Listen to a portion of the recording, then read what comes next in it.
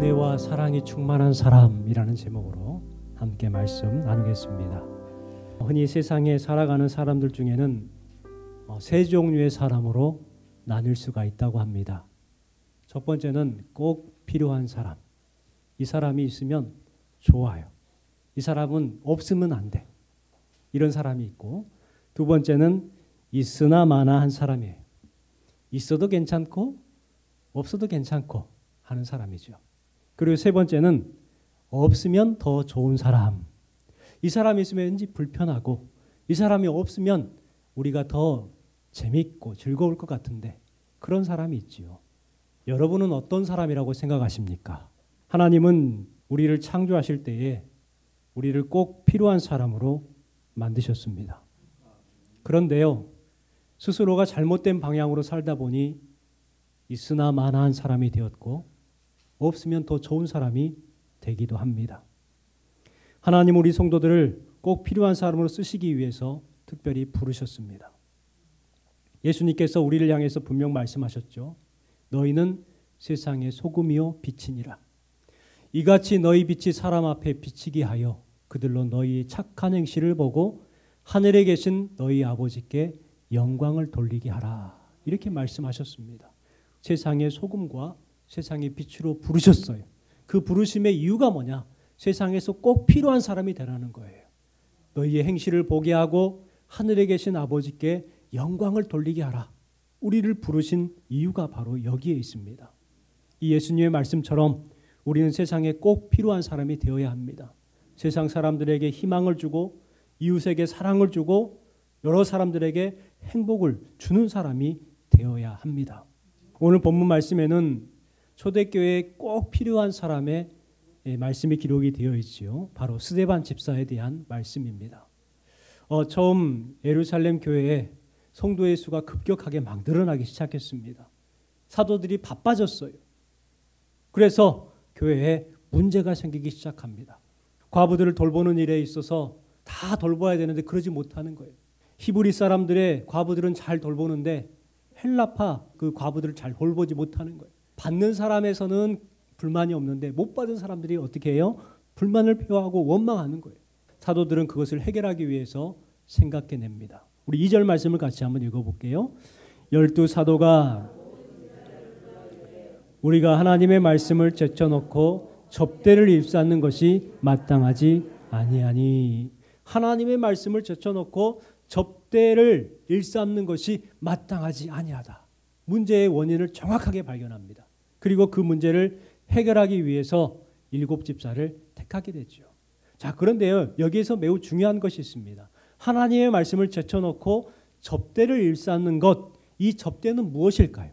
공동 번역 성경에 보면 식량 배급이라고 되어 있습니다. 그리고 세모적 성경에는 음식 베푸는 일이라고 되어 있습니다. 직역하면은 식탁에서 열심히 먼지나게 일하는 것, 그것이 바로 접대라는 거예요. 이 사도들이 말씀을 제쳐놓고 그 접대를 일삼았다는 거예요. 열심히 그렇게 섬겼다는 거죠. 그래서 문제가 생깁니다. 그 문제를 해결하기 위해서 7집사를 뽑고 구제하는 일을 맡깁니다. 여러분, 집사의 뜻이 뭘까요? 집사는 접대와 같은 말입니다. 어원이 같아요. 7집사를 세운 후에 사도들은 기도하는 일을 하기 시작합니다. 말씀 전하는 일에 전념을 합니다. 그러자 놀라운 일이 일어나죠. 7절 말씀을 같이 한번 읽어볼게요. 하나님의 말씀이 점점 왕성하여 예루살렘에 있는 제자의 수가 더 심히 많아지고 허다한 제사장의 무리도 이 도에 복종하니라. 말씀해 보니까 사도들이 이제 본질로 돌아가요. 기도하는 일과 말씀 묵상하고 말씀 전하는 일로 이제 돌아갑니다. 그랬더니 놀라운 일이 벌어지는데 예루살렘 교회가 더 크게 성장을 했다는 거예요. 여러분, 매우 잘 되고 좋은 것 같습니다. 그런데 문제가 또 하나가 있어요. 예수님께서 뭐라고 말씀하셨어요? 마지막 명령을 하셨죠. 예루살렘과 온 유대와 사마리아와 땅끝까지 이르러 내 증이 되라. 분명하게 말씀하셨는데 사도들은 예루살렘만 머물렀어요. 예루살렘 넘어서 유대와 사마리아 땅끝에는 관심이 없었어요. 그때 하나님은 한 사람을 택하셔서 하나님의 역사가 나타나게 하고 복음이 세상으로 퍼져나가게 합니다. 그 사람이 누구였을까요? 바로 스데반이죠. 스데반은 교회사 가운데 매우 중요한 역할을 했던 사람이 바로 스데반 집사입니다. 오늘 말씀을 통해서 하나님이 쓰시는 꼭 필요한 사람은 어떤 사람인가 한번 생각해 보았으면 좋겠습니다. 가장 먼저 스데반은 어떤 사람이었느냐? 낮은 자리에서 충성한 사람이었습니다. 우리 8절 읽어볼게요. 스데반이 은혜와 권능이 충만하여 큰 기사와 표적을 민간에 행하니. 10절입니다. 스데반이 지혜와 성령으로 말함을 그들이 능히 당하지 못하여. 15절. 공회 중에 앉은 사람들이 다 스데반을 주목하여 보니 그 얼굴이 천사의 얼굴과 같더라. 스데반이라는 이름이 사도행전 6장 5절 말씀에 갑자기 등장을 합니다. 이전에는 한 번도 등장을 하지 않았습니다. 그런데 갑자기 등장을 하죠. 과부들을 돌보는 일을 위해서 7 집사를 세우게 되었고 첫 번째 집사가 바로 스데반 집사입니다. 스데반 집사를 세운 이유가 뭐라고 말합니까? 은혜와 권능이 충만했고 형제들로부터 칭찬받는 사람이었기 때문이라고 말합니다. 또 한 가지 보면은 스데반은요, 7장에 보세요. 그러면 스데반이 얼마나 똑똑한 사람이라는 것을 알 수 있어요. 유대인들과 변론을 합니다. 전문가들이죠. 그런데 스데반 헬라파 사람입니다. 그가 하는 변론과 설교의 내용을 보면은 너무나도 뛰어나요. 예수님의 제자였던 베드로보다 더 유창한 설교를 하고 있고 변론을 하고 있다는 것을 알 수가 있습니다. 참 대단한 사람이죠. 이것을 볼 때에 스데반은 어떤 사람이느냐? 일 잘하고 능력 있고 똑똑하고 칭찬받고 배경 좋고 인물 좋은 사람이었어요. 왜 인물 좋은 사람이라고 제가 했냐면 그 뒤에 보면 스데반의 얼굴이 천사와 같았더라. 빠질 게 없어요. 여러분이 저런 사람이라면 여러분 어떻게 될까요? 10명 중에 9명은 교만해질 겁니다. 내가 이 정도 되는데 일 잘하고 능력 있고 똑똑하고 칭찬받고 배경 좋고 인물도 좋아요. 그러면 교만해집니다. 그런데 스데반은 낮은 자리에서 충성하는 사람이었다는 거예요. 여러분 집사를 택하여서 무슨 일을 맡겼어요? 높은 사람을 섬기겠습니까? 대단한 사람들을 모시겠습니까? 아니에요. 과부들을 섬기겠어요. 과부들에게 음식 베푸는 일을. 매우 낮은 자리죠.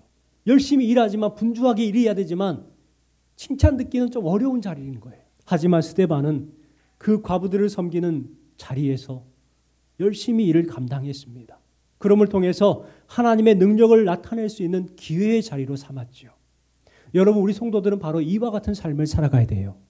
나에게 맡겨진 자리, 이 자리를 하나님의 능력을 나타내는 기회의 자리로 삼아야 된다는 거예요. 나한테 왜 이런 것을 시키지? 왜 나한테 이런 일을 꼭 해야 돼? 다른 사람들이 할 수 있는데 나도 바쁜데 나도 할 일 많은데 왜 나한테 이렇게 하지? 여러분 이와 같은 불평과 원망의 자리로 삼지 마시고 그 자리를 기회의 자리로 삼으시기 바랍니다. 누가복음 16장 10절 말씀해 보세요. 같이 읽어보겠습니다. 지극히 작은 것에 충성된 자는 큰 것에도 충성되고 지극히 작은 것에 불의한 자는 큰 것에도 불의하니라.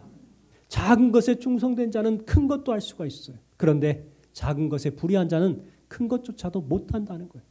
하나님께서는 작은 일에 충성하는 사람, 그 사람을 통해서 큰 것을 이루게 하십니다. 그런데요, 나는 큰 것을 할 거야. 작은 것은 안 해. 높은 자리. 여러분 그러면은 작은 자가 될 뿐만 아니라 쓸모없는 사람이 되죠. 있으나 마나한 사람, 없으면 더 좋은 사람이 되고 마는 거예요. 스데반의 이름의 뜻이 무엇입니까? 스데반은 면류관입니다. 작은 일에 충성한 사람은 결국 영광의 면류관을 얻게 된다. 우리에게 말씀해 주는 것 같습니다. 여러분 작은 일에 충성함으로 큰 일도 감당하시는 스데반 같은 성도가 되시기를 주님의 이름으로 축원합니다. 성령이 충만한 사람이었습니다. 사도행전의 저자 누가가 스데반에 대해서 기록을 할 때에 주로 사용했던 단어가 있습니다. 충만이라는 단어입니다. 스데반은 충만한 사람이었습니다. 5절 말씀에 보니까 믿음과 성령이 충만한 사람 스데반과 8절 말씀에 보니까 스데반이 은혜와 권능이 충만하여 큰 기사와 표적을 민간에게 행하니 7장 55절 말씀에도 스데반이 성령 충만하여 하늘을 우러러 주목하여 라고 기록합니다. 스데반은 어떤 사람이었다고요? 충만한 사람. 특별히 성령과 은혜와 믿음과 권능이 충만했던 사람이에요. 저는 스데반이 참 부럽습니다. 저도 그런 사람이 되어야 되고 성도들도 스데반과 같이 충만한 사람들이 되었으면 좋겠다. 사람은 그 마음에 무엇이 채워져 있는가에 따라서 그의 행동과 말이 달라지게 됩니다. 어떤 사람들을 만나면 혼잡한 소리, 비판 소리, 비난 소리가 막 터져 나오는 사람도 있어요. 말의 시작은 좋았는데 끝은 비난, 비판, 비관 이런 소리를 낸단 말이에요. 또 어떤 사람들은 만나면 한숨 짓고 비관하고 절망적인 소리를 하시는 분들이 있어요. 왜 그럴까요? 그의 마음에 뭘로 채워져 있기 때문에 시기와 원망과 미움이 마음 가운데 가득해요. 또 마음 가운데 불신이 충만하기 때문에 한숨 짓고 비판하고 비난한 악담을 쏟아내는 거예요. 스데반은 어땠습니까? 성령으로 충만했기 때문에 그 일을 기쁨으로 감당할 수 있었던 사람이 됩니다. 스데반은 일이 많았을 거예요. 사도들을 도와서 교회를 관리해야 했을 것이고 또 구제에 힘써야 했을 겁니다. 과부들이 얼마나 많아요. 일일이 찾아가면서 그들을 돌봐야 했을 겁니다. 그리고 또 평신도이다 보니까 돈을 벌어야 되잖아요. 일을 했을 거예요. 스데반은 짜증 부리거나 신경질 내지 않았습니다. 왜요? 성령 충만했기 때문에. 우리가 교회에서 사역을 할 때에 또 봉사를 할 때에 기쁨으로 감당하시는 분들이 많이 계셔요. 어떤 분들은 그 일을 감당하면서 내가 왜 이 일을 해야 될까 하고 하면서도 짜증 부리고 속상해 하시는 분들이 계십니다. 왜 이렇게 다를까요? 같은 일을 하면서 왜 이렇게 다를까? 한 가지입니다. 성령이 있느냐 없느냐. 8절에 보니까 그는 많은 일들을 하면서도 큰 기사와 표적을 민간에게 행했다라고 기록을 합니다. 그리고 15절 말씀에 보면 스데반이 성령이 충만했기 때문이다라고 말씀하면서 그의 얼굴이 천사와 같았더라 이렇게 말씀하고 있습니다. 우리 15절 말씀 같이 읽어볼게요. 공회 중에 앉은 사람들이 다 스데반을 주목하여 보니 그 얼굴이 천사의 얼굴과 같더라. 여기서 주목했다는 것은 공회원들이 스데반을 째려봤다는 거예요. 여러분 상대방이 그렇게 나를 보고 있는데 내가 좋게 보겠습니까? 나도 그렇게 보겠죠. 그런데 스데반은 어땠어요? 적대시하지 않고 혈기 부리지 않았습니다. 스데반의 얼굴은 오히려 천사와 같았더라 이렇게 말씀하고 있습니다. 여기에 계신 여러분들의 얼굴이 성령 충만함을 통해서 스데반과 같이 천사의 얼굴이 되시기를 주님의 이름으로 축원합니다. 세 번째는요. 말씀의 권능이 충만한 사람이었습니다. 스데반은 말씀이 충만한 사람이었어요. 7장 1절부터 53절까지 말씀에 보면 스데반이 전한 변론과 말씀들이 기록이 되어 있습니다. 그 내용을 보면은 지극히 성경적이에요. 예화도 없고 부연 설명도 없고 그냥 말씀만 전해요. 그런데 그 말씀을 듣고 회중들이 어떻게 반응했습니까? 마음에 찔렸어요. 이게 바른 설교예요. 마음에 찔림이 있는 설교가 바른 설교예요. 여러분 설교를 오해하지 마십시오. 여러분의 가슴을 찌르는 게 설교예요. 스데반은 바른 설교를 했어요. 7장 54절 말씀에 보니까 그들이 이 말을 듣고 마음에 찔려 그를 향하여 이를 갈거늘. 여러분 제가 스데반과 같이 바른 설교를 하잖아요. 그러면 여러분들은 저를 향해서 이를 갈 거예요. 목사님이 어떻게 저렇게 설교할 수가 있어? 그런데 그게 어떤 설교라고요? 바른 설교라는 거예요. 요즘은 바른 설교를 듣기 참 어려운 시대가 되었습니다. 인본적인 설교가 많죠. 회중들이 듣기 좋아하는 설교를 많이 찾으려고 합니다. 그리고 성도들도 그런 설교를 하는 목사님을 찾아가죠. 그래서 인본주의적 설교를 하시는 교회에 가면 부흥을 해요. 그런데 바른 설교를 하는 교회들은 성도들이 떨어져요. 이상한 현상이죠. 예수님 믿으면 그냥 복을 받습니다. 믿기만 하십시오. 이 땅에서 잘 먹고 잘 살 겁니다. 천국 갑니다. 사업이 번창하고 자녀들이 잘 되고 만사형통합니다. 부담 없는 설교들을 듣기를 원하고 또 그런 설교를 전하기를 원합니다. 성경은 뭐라고 말씀하고 있을까요? 사도행전 5장 20절 말씀에 보니까 이 주님의 천사들이 사도들을 풀어주면서 사도들에게 말씀을 이렇게 전하라 이렇게 말하죠. 그때 어떻게 전하라고 했을까요? 가서 성전에 서서 이 생명의 말씀을 다 백성에게 말하라 이렇게 했어요. 말씀을 전하라. 바로 스데반이 그대로 행했죠. 하나님이 쓰시는 꼭 필요한 사람이 되기 위해서는 반드시 필요한 것이 바로 말씀을 알아야 합니다. 말씀이 없으면 바른 판단을 하지 못합니다. 말씀으로 행하지 아니하면 그의 삶에 능력이 나타나지 않습니다. 여러분 성경 말씀을 통해서 여러분의 문제가 풀려지는 은혜를 경험하시기 바랍니다. 그러면은요 결국 달라지는 거예요. 과거 냉전 시대 때 어떤 공산주의 국가가 자기 나라에 찾아오는 외국인들에게 막은 것이 있었습니다. 공항에서 이제 물어보죠. 혹시 총을 가지고 있습니까? 혹시 마약을 가지고 있습니까? 그리고 혹시 성경을 가지고 있습니까? 하고 물어본다는 거예요.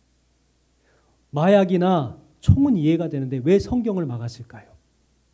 성경이 무섭기 때문에. 성경 안에 있는 말씀의 능력이 무섭기 때문에 그래요.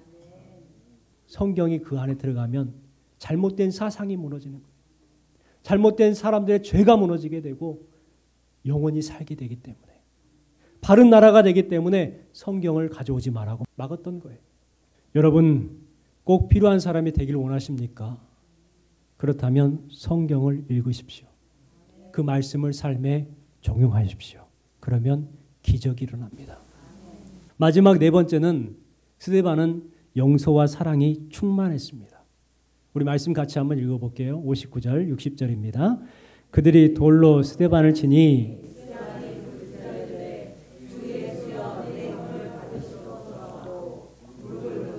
크게 불러 이르되 주여 이 죄를 그들에게 돌리지 마옵소서. 이 말을 하고 자니라. 스데반이 전한 복음을 듣던 유대인들이 막 소리를 지릅니다. 그리고 길을 막고요. 달려들어서 스데반을 성전 밖으로 몰아냅니다. 그러더니 돌을 들어서 돌로 쳐 죽이기 시작합니다. 온 몸이 돌에 맞아 찢어지고 이제 죽게 생긴 거예요. 아마 스데반은 직감했을 거예요. 아, 나의 마지막이 여기구나. 그 죽어가는 상황 가운데서도 시선을 하늘로 향합니다. 주 예수여 내 영혼을 받으시옵소서. 주여 이 죄를 그들에게 돌리지 마옵소서. 나를 죽이는 사람을 향해서 이 죄를 그들에게 돌리지 마옵소서. 예수님께서 그랬죠. 아버지여 저희의 죄를 사하여 주옵소서. 자기의 하는 것이 무엇인지 알지 못함이니이다. 예수님께서 자신을 못 박는 사람들을 향해서 그렇게 말했습니다. 바로 용서와 사랑을 나타내는 말이죠. 스데반은 미움과 증오의 대상이 아니라 사랑과 용서와 기도의 대상으로 바꿉니다. 여러분 우리 성도들도 이와 같은 삶을 살아갔으면 좋겠습니다. 여러분 스데반과 같이 억울한 일을 당할 때가 있습니다. 핍박받을 때도 있습니다. 멀리 있는 사람이 아니라 가까이에 있는 가족이 나를 핍박할 때도 있고 함께 신앙생활하는 교회 안의 사람들이 핍박자가 될 때도 있습니다. 그럴 때에 여러분 어떻게 하시겠습니까? 여러분이 스데반이 되시기 바랍니다. 그들을 향해서 사랑을 실천하고 용서하고 기도의 대상으로 삼으시기 바랍니다. 절대 미움의 대상으로 삼지 마십시오. 그러면 그 안에 놀라운 은혜가 나타나게 됩니다. 만약에 스데반이 그 자리에서 순교하지 않았다면 어떻게 되었을까? 이방 선교의 문은 열리지 않았을 겁니다. 왜냐하면 그 자리에 사울 곧 사도 바울이 있었기 때문에 그래요. 어떠한 상황 속에서도 스데반과 같이 믿음으로 살아가려고 몸부림치는 여러분 되시기 바랍니다.